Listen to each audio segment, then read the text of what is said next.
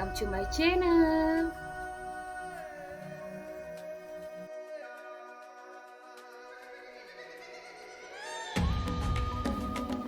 Bismillah, salam dan bahagia Bapak Ibu guru hebat. Saya Waode Fitra Ramadan, calon guru penggerak Angkatan 9 Kabupaten Muna dari SMA Negeri 1 Napabalan.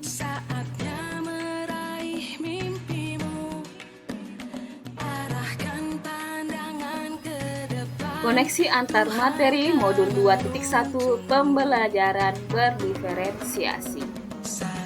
Apa itu pembelajaran berdiferensiasi?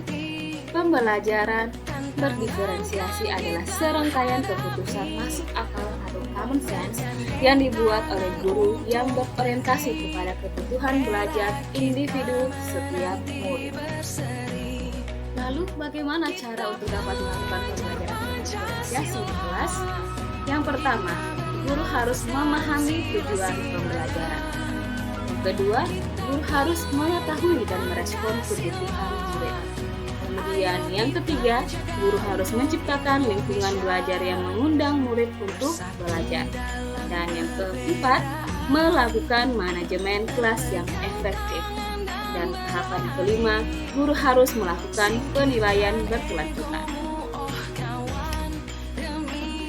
Berkaitan dengan kebutuhan belajar murid, guru perlu memahami 3 aspek berikut. Yang pertama, kesiapan belajar, minat murid, dan profil belajar murid. Aspek yang pertama, kesiapan belajar murid. Kapasitas untuk mempelajari materi baru diibaratkan seperti tombol equalizer. Yang tadinya mendasar menuju transformatif, yang tadinya konkret menuju abstrak, sederhana ke kompleks, terstruktur ke terbuka atau open-ended, tergantung ke mandiri, dan lambat menjadi cepat.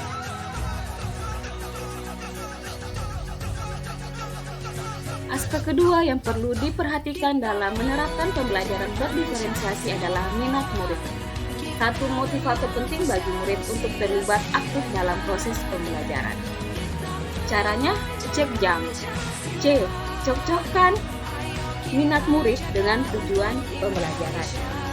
Koneksikan keterkaitan materi pembelajaran. Jembatan, menjembatani pengetahuan awal dengan pengetahuan baru, dan koneksikan, memungkinkan tumbuhnya motivasi murid untuk belajar.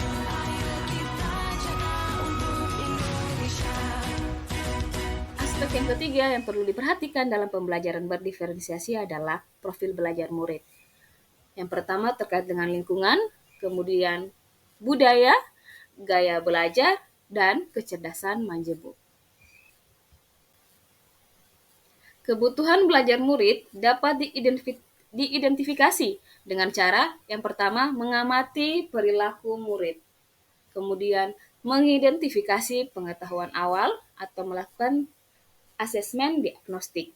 Kemudian yang ketiga, mereview dan melakukan refleksi terhadap praktik pembelajaran. Dan yang keempat, berdiskusi dengan guru sebelumnya. Yang kelima, membaca rapor murid pada semester sebelumnya. Kemudian, menggunakan berbagai penilaian formatif dan diagnostik. Strategi pembelajaran berdiferensiasi yang pertama, melakukan diferensiasi konten. Ini terkait dengan strategi guru dalam membedakan proses pembagian dan format penyampaian konten materi dengan tetap merujuk kepada kurikulum, bukan mengubah atau menurunkan standar kurikulum. Dalam diferensiasi konten, guru bisa menghadirkan materi-materi pembelajaran dalam bentuk video, podcast, atau melakukan demonstrasi ataupun praktikum sederhana. Strategi pembelajaran berdiferensiasi yang kedua yaitu melakukan diferensiasi proses. Artinya, bagaimana seorang guru dalam memilih kegiatan pembelajaran, apakah berkelompok atau individu, apakah mengerjakan tugas secara mandiri atau perlu bimbingan atau hanya sedikit bimbingan.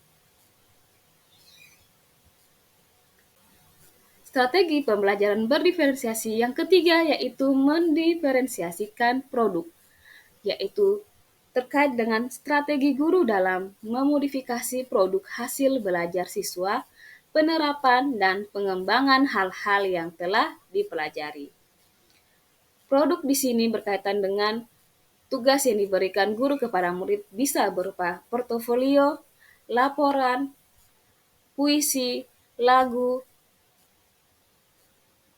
atau video pembelajaran. Poin pertanyaan berikutnya dalam koneksi antar materi, apakah keterkaitan antara modul pembelajaran berdiferensiasi dengan modul-modul lain? Yang pertama, kaitannya terhadap modul 1.1 Filosofi Pemikiran Ki Hajar Dewantara, di mana pembelajaran berdiferensiasi dapat mewujudkan merdeka belajar. Berdasarkan pemikiran Ki Hajar Dewantara, pendidikan adalah menuntun anak sesuai kodrat alam dan zaman dengan berpihak pada anak sesuai perkembangan minat, bakat, dan potensi anak. Hal ini berkaitan erat dengan pembelajaran berdiferensiasi yang bertujuan memberikan pembelajaran kepada anak dengan cara memetakan kebutuhan murid sesuai kesiapan belajar, minat, dan profil belajar anak. Berikutnya, kaitan pembelajaran berdiferensiasi terhadap modul 1.2 nilai dan peran guru penggerak. Pembelajaran berdiferensiasi dapat mewujudkan merdeka belajar apabila guru penggerak telah memiliki nilai guru penggerak dan menerapkan perannya. Nilai guru penggerak terkait dengan mandiri, reflektif, kolaboratif, inovatif, dan berpihak kepada murid. Dan peran guru penggerak menjadi pemimpin pembelajaran, menggerakkan komunitas praktisi, menjadi coach bagi guru lain, mendorong kolaborasi antar guru, dan mewujudkan kepemimpinan murid. Berikutnya, kaitan pembelajaran berdiferensiasi terhadap visi guru penggerak. Untuk menciptakan pembelajaran berdiferensiasi, guru penggerak harus mampu berkolaborasi dan mengidentifikasi kekuatan yang dimiliki oleh sekolah sehingga mampu mendukung terwujudnya visi dan mendukung perkembangan murid berdasarkan pemetaan kebutuhan murid.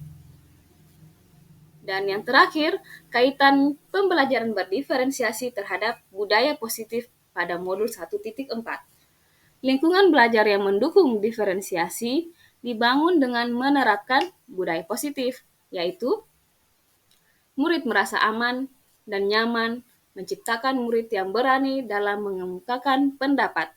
Setiap orang di kelas saling menghargai, guru berkolaborasi dengan murid untuk mencapai pertumbuhan dan kesuksesan bersama, adanya rasa tanggung jawab, sehingga terbentuknya kelas yang lebih efektif. Guru sebagai pemimpin kelas memiliki peran sangat penting dalam mengembangkan lingkungan belajar yang positif. Terima kasih sudah menonton, semoga bermanfaat. Salam guru penggerak, tergerak bergerak, menggerakkan.